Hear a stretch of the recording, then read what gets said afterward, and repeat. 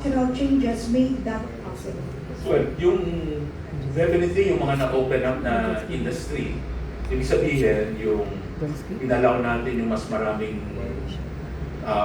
foreign, for example, foreign investor liberalization, yung foreign, pwedeng mas malaking foreign equity percentage ang pumasok.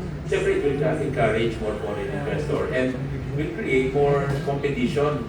So dati kasi, in the past, limited ang, let's say, participation ng mga foreign investors sa mga iba-ibang industriya. So nabanggit natin public service, mga certain infrastructure, seaport, airport, tapos yung retail trade, na para lamang doon sa mga local players. But if you allow more investors to come in, lalo na foreign, by liberalizing or at least ilo-lower mo yung threshold na kung saan pwede silang mag-invest, ay sila ngayon ay makakapasok ngayon to foreign investors, mas maraming investment dito, mas may competition sa industriya, at mas maraming trabaho makikreate. So, yun po yung in general, yung mga industry na inopen up dahil sa batas, no, na mga isinulong ng ating Pangulong Duterte, yung nabanggit natin, public service, yung retail trade. Pero masasabi natin, pagdating naman dun sa mga industriya na binigyang pansin at nilagyan ng fiscal incentive, sinama dito sa tinatawag na Strategic Investment Priorities Plan, kung saan nakalista yung mga investment industry sector na pwedeng or eligible makakuha ng mga fiscal incentive. Siyempre, in a way, it will encourage more investment in those sectors. So, nabanggit natin, mga green sustainability, environmental projects, renewable energy, mining, lalo na mineral processing. Doon pa lang ina-encourage na natin. Pero through incentives, hopefully naka-create ng mga mineral processing kesa ine-export mo yung raw material, yung mga ore and ganyan, dito na i-process. So may mga incentives na gano'n. At of course, yung mga nabanggit nating industry that promotes innovation. So anything on technology, kasama yan dun sa strategic industry priorities na. Investment priorities na. Secretary, kasi alam naman natin napakalawak po kung ano sasakupan niyo bilang Secretary ng Kabuuan po ng Buhay. Paano po or how did BPI strengthen regional and provincial industries?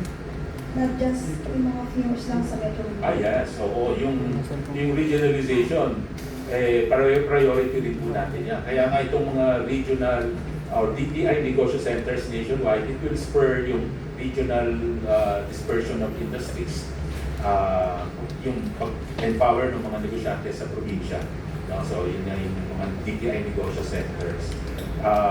Isa pa na area na pinalakas natin nationwide, itong tinatawag na consumer protection. Dahil ni Duterte, ni President Duterte, prior to that, mas kaunti ang produkto na kasama sa compliance, mandatory compliance sa standards. Pero sa during cabinet meeting na mapag-usapan, yung windol, o ganyan, ano ang quality ng ating semento, ng ating mga bakal.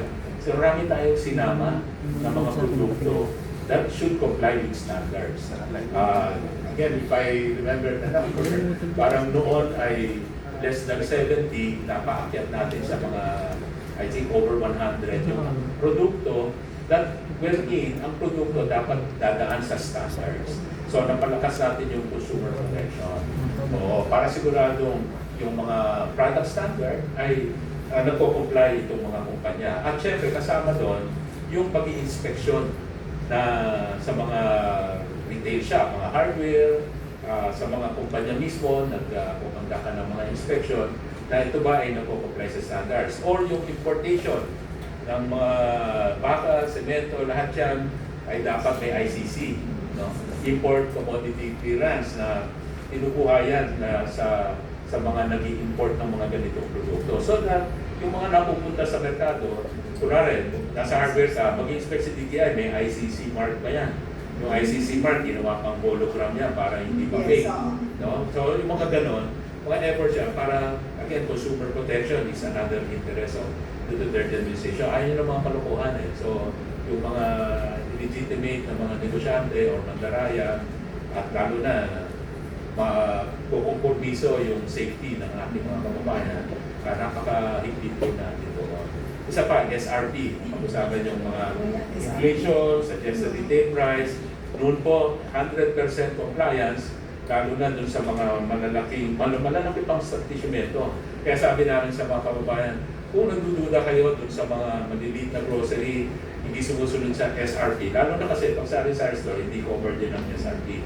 Pero doon kayo bumili sa mga malalaking establishmento na talagang covered ng SRP compliance. So pumunta ka sa mga grocery stores, mga supermarket, 100% compliance. Kasi number one, yung hindi magko-comply doon, mismo yung grocery, collaborate natin na huwag nilang ilagay sa shelf yung mga lampas, mataas sa SRP.